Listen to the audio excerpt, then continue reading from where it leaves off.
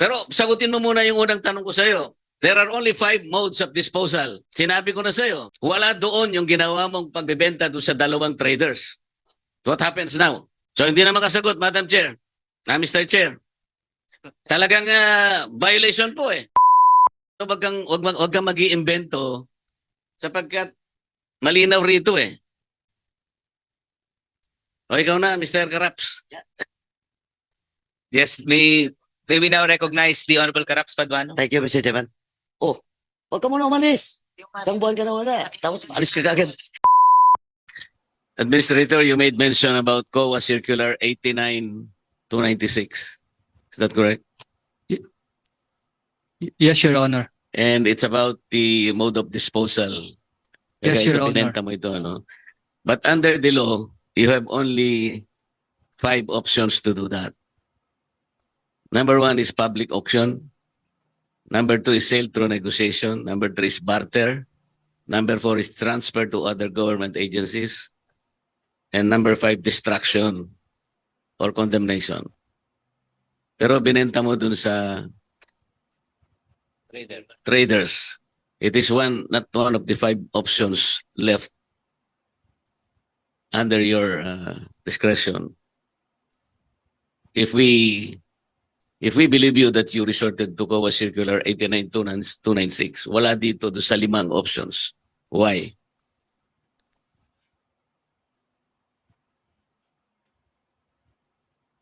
Can you answer that, please?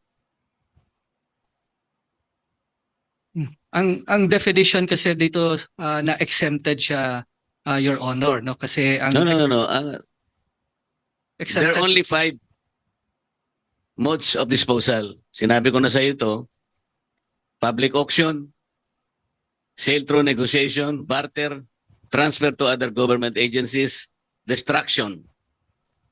Itong ginawa mo wala dito sa 5 modalities. hindi siya kasama doon, Mr. So you violated the COA circular. Kasi tama ka naman, walang bidding ito kasi bidding procurement lang eh. Ito disposal. So dapat ang sinod mo yung COA circular na binanggit mo. Pero pag ni-refer mo yung COA circular, hindi mo naman ginamit yung isa sa 5 available to you. Why so? Sinunod natin yung definition and scope ng circular, Your Honor, no? Which excludes kwan. Wala na tayo sa scope and definition eh. I'm talking about the mode of disposal. Yun lang eh. Kasi bebenta ka, so magdi-dispose ka eh. So pipili ka lang doon sa 5 available to you. Pero ang ginamit mo, wala doon sa 5. Ang ginamit to natin dito is sale through negotiation as approved by the council, which is the sale of a maximum price of 25 pesos. So Hindi, we huwag mo follow the- gagamitin yung bulletin na ginawa nung pangkopong-kopong. Ang sinasabi natin dito is COA Circular 89-296. Nandiyan ang COA eh. Ito lang ang basis mo, wala nang iba eh. Pagkatapos, sabi mo kanina, ginagamit mo pa yung inyong circular. Yung binigay mo.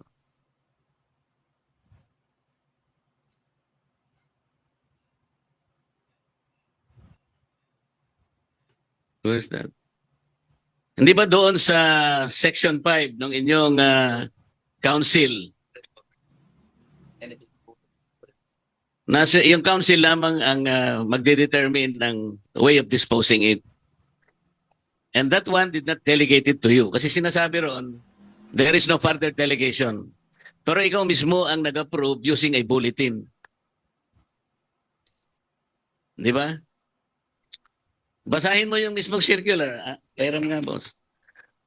Ang nakalagay doon, it is the council which will determine the disposal. Ito, babasahin ko sa iyo. The following are discretionary powers of the council under its charter which cannot be delegated. Letter F, the power to sell, blah, blah, blah. So kung hindi ma-delegate the power to sell and it's only reserved for the council, bakit ikaw ang nag-decide? Your Honor, merong resolution ang council on the disposal of the stock. Ito yung sinabit namin ho na annex we provided the copy of this resolution. Sinabi January sa'yo 25, ng council 2022. na ikaw magdidesisyon, ikaw lang? The resolution delegated it to you, not the council itself?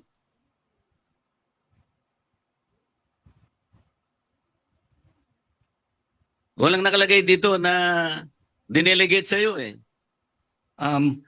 Meron, Mr. Chair, based on the resolution, this is delegated to the administrator to sell. Itong particular na resolution na to. So, 6-3 rule, after that 6-3 rule, Sinasabi niya.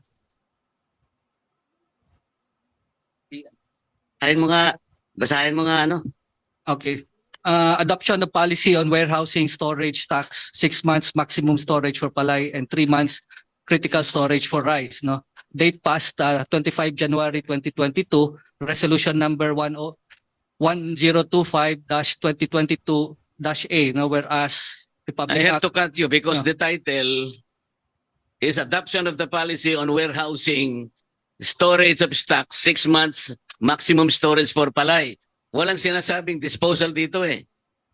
So wag kang mag-iimbento sapagkat malinaw rito eh. Disposal is another, warehousing is another. So kinakapit mo dito sa resolution na ito, yung disposal, it is not here. Rolling stocks to eh, warehousing ito and storage. So, Your Honor, if I may read, no.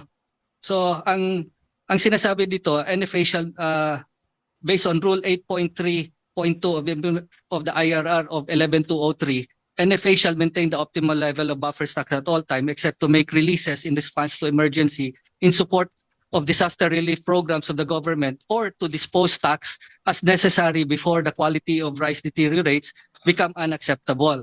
Whereas during 2021 NFA Council meeting, the management recommended for the Council's approval the NFA policy on warehousing storage. O sa 6-3 rule, no? haba ng Before sinasabi mo, wala pa rin mo disposition. narinig na delegation eh. No, before Sa'yo. the disposition. So, ang sinasabi dito, after that, you have to dispose Kaya dispose. hindi sinasabing Dispose is ikaw selling. ang dinelegate, ikaw ang magdi-dispose. Walang sinasabi. You will still have to maintain Section 5 of yung 2014 NFA Code of Corporate Governance.